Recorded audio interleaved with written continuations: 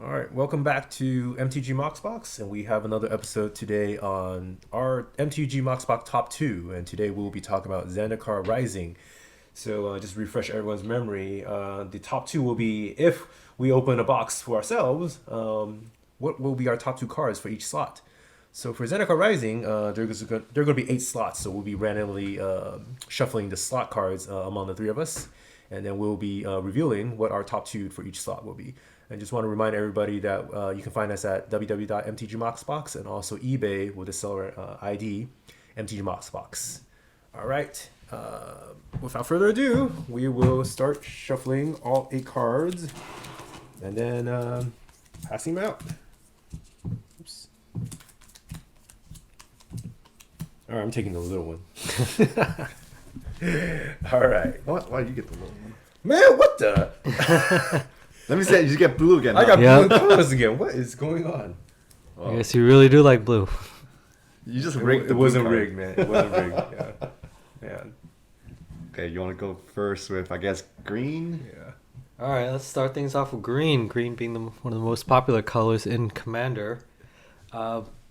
Is it really? Just wondering. Well, I mean, it just has all of the tools that you I need. guess ramp that, and everything, right? And the fatty draw, creatures. fatty creatures. It's just, and it's, beginner friendly too. So it's definitely a very popular color.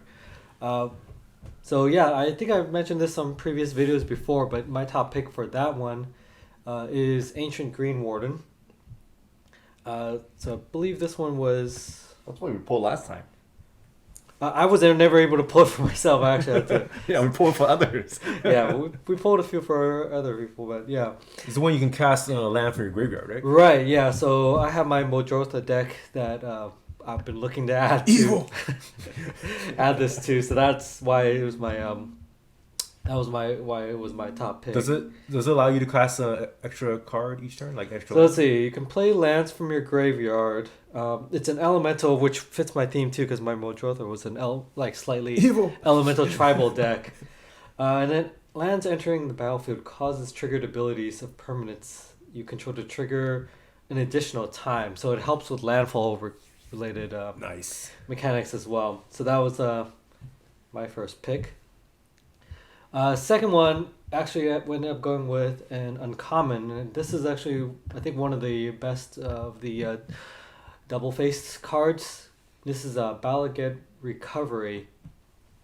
So it's an uncommon, and I think it was the land on one side, and then the other side is something like a regrowth, where you can pick up a card from your graveyard if you pick it. So it's good for early on. You can use it as a land. But if you draw this later on, you can use it for returning a card from your graveyard to your hand. So you can reuse and kind of powerful. And it's any card, too. It's not even like a permanent card. So. Lots of graveyard shenanigans. Yep. Or just reusing your best spells. Did you happen to get any for your openings? Oh, but yeah, Balaget actually bought a couple of extra pieces, too, since they're uncommon. All right. So they were pretty cheap. Terrible idea. All right, so I guess next is colorless, and my pick is no surprise, Little Form Engine, of course, right?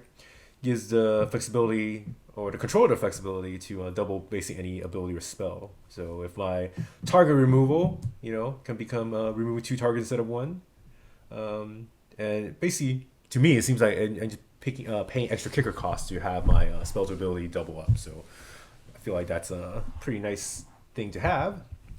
Next colorless I picked is Forsaken Monument. To me, since I play colorless, it's almost like a colorless Mirari's Wake, and you also gain some life too. So pretty nice. And then for lands, I mean, the pathways are all pretty nice up there. Is there a particular color that you like? The clear water pathway on one side, I nice. think that's the blue and red on the Very other nice. side. Mhm. And then the other one I picked was Bright Climb Pathway. That's And white and is that white? White and green, I believe. Oh, nice. That's the other side. So Yeah, I think any of those pathways. Any of the pathways pathways are are good. pretty nice. Yeah. Yeah. The only thing I still don't like about it is like which side do I want to sleeve and and keep on the other side. Yeah, that's a complaint I have amongst all of the double-sided cards. It's just harder to use in paper Magic. Yeah, because So- remember they had designed the look where they had like you turn it upside down, not like front to back, right? It's like its spell is on top, and then you flip it like like say Yeah, I 180 think that was degrees. the Kamigawa series. Yeah, when they had I'd rather them doing that than having like a backside type of thing. That would be easier, but I think that's still that didn't have enough real estate, I guess, on the front of the card to have anything I interesting. guess. Yeah. But are they counting on you like using most of the side that has the ability, and then the other side is usually land, right? Usually adds mana. Well, if you think about Kaldheim, doesn't seem to be the case anymore because now they have like artifacts or equipment on one Or side and gods gods, or the yeah. other.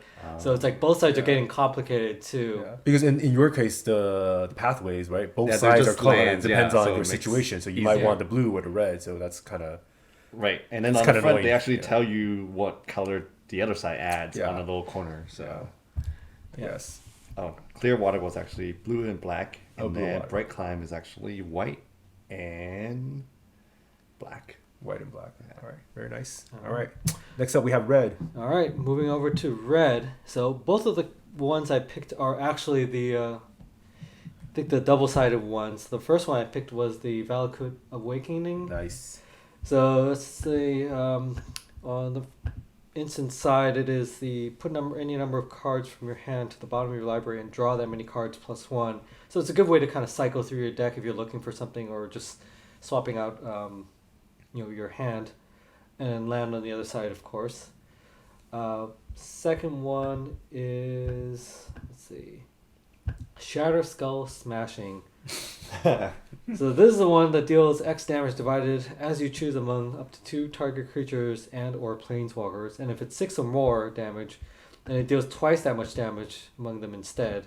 So I just like them, as I like all of the double-sided cards, just for their flexibility. Where if you need land, then you get it, and if you don't need the land, then you have a pretty powerful spell on the other side. So Nice. All right. Back to Your me. favorite.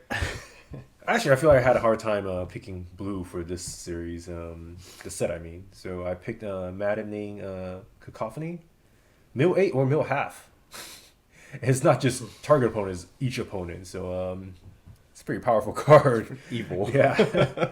Especially if you play like blue and black, say, hey, you can steal anything from your opponent's graveyard. That'll be pretty nice since half their deck will be in a graveyard if you were able to pull it off.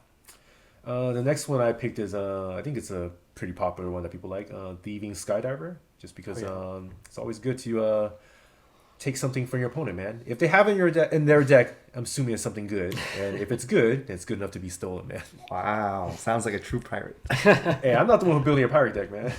And yet it sounds like it. Is it a pirate actually? What? Is Thieving Skydiver? No, Merfolk Rogue. Oh, it's Merfolk Rogue. Yeah. Okay. Hey, don't discriminate. Close- If close if they enough. wanna, Close enough, yeah. I can see it being join the a pirate deck. thieving and pirating scene, I guess I can add them to the pirate deck. Yeah. Sure. Blue. All right. Next up, we have multicolor. So the first is gonna be Onaf, Locus yes. of Creation, aka of Nasty. Don't hate. I mean, he does so many things for landfall, right? He does the first time is 4 life, the second time is adds the 4 mana, and then the third time is deals 4 damage to each opponent and each planeswalkers that you don't control, which is nice because if your opponent use a lot So, of planeswalker, Is Ancient Green Warden's color scheme, does it fit Omnath? Omnath, as long as Omnath has green. Omnath doesn't have black. Omnath does not have Does black. Ancient Green Warden is is It's only green, green. Oh, so it's nice. mono green. Yeah. So that's that something will nice to pair up, man. You'll be doubling the 4 damage if you're able to cast that land, 3 lands in a turn. Yeah, terrible. And then the second one it would be for multicolor, Zagras, Thief of Heartbeats. Okay. Gives all your other creature have Death Touch, Ooh. and it's a vampire rogue, so I think it fits nicely with my vampire deck. Well, remember Kaldheim, the new Death Touch actually becomes Infect too. Oh gosh, so it's even more powerful. Oh, I There didn't was even see that yet. I think there was a black creature that whenever your Death Touch creature actually gives poison counters or something like that. Wow. So you can even go further. Yeah, pretty sick. Oh. Infect is pretty dangerous. And Coming especially in Commander. Yeah. All right. That's my 2. Cool. All right. Next up, we have black. Going over to black. So here we go. Another double face card. I picked Valakut Awakening. This is one of the most popular cards of the of Zendikar Rising, actually. I think it's just powerful even without being a double face card. But so the main side is the 3 black and X, and you can return from your graveyard to the battlefield any number of target creature cards that each have different converted mana cost X or less. So it's good. Only your graveyard? And it's only your graveyard. Okay. So it's like living death, but for you only. But each creature has to be a different mana cost, which I think you can probably work around. But yeah, I think it's just a powerful effect. So that's why it's my top pick. Let's see. My second pick.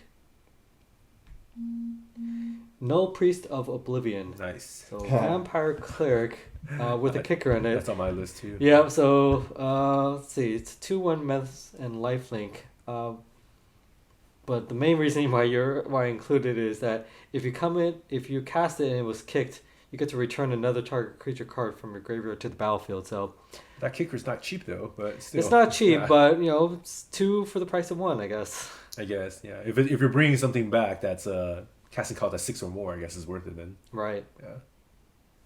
All right. All right, last is white. Yep. So I pick Emeria's Call. Oh, okay. I mean, even though it has high casting costs, it's just so powerful. It creates the 4/4 Is that the one with ancient the- tokens. Is that the one with the griffin as a picture? I think so. Okay. But then non-angel creatures you control gains indestructible until the end of the turn, or your next turn. So you can basically use it to wipe the board with your creatures. And then the second card I pick is Feladar's Retreat. Aha. That's on my list too. Enchantment that basically landfall enchantment that creates the 2/2 Cat tokens, right? cat token. Get out of here.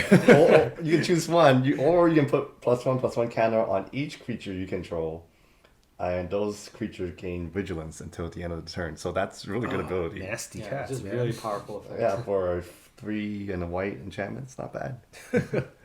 That sounds pretty nasty. All right. So those are our top 2 for each color slot, or each slot, I guess.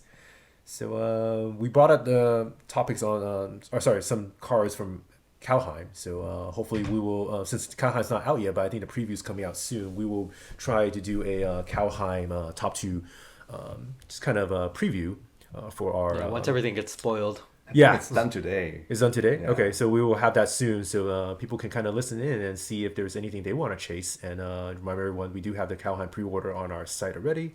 And jump in on it so we can open some Kaldheim and enjoy the new set. And All right. we are going to pick the winner for the first pack. That is true, because Kaldheim. we have our new campaign. We're giving out a Kaldheim Set Booster Box. How many packs are there? 30 packs. So it seems that we will be picking out 30 lucky winners after each of our video. And today, this will be our first video. So leave a comment in this one in our subsequent video. Is that correct? Yeah. So the last one, did we announce? We announced it last time already. So Oh, got it. So this video, we're picking out the first winner, and All right. then leave a comment for the second pack. All right, sounds good. Okay, that's it. Cool. Thank you so much. All right. Thank you. Talk to you soon. All right, everyone, it's time to give away our first pack for Kaldheim. Again, we'll be sending them out as soon as we get our inventory. So probably after the release date, February 5th.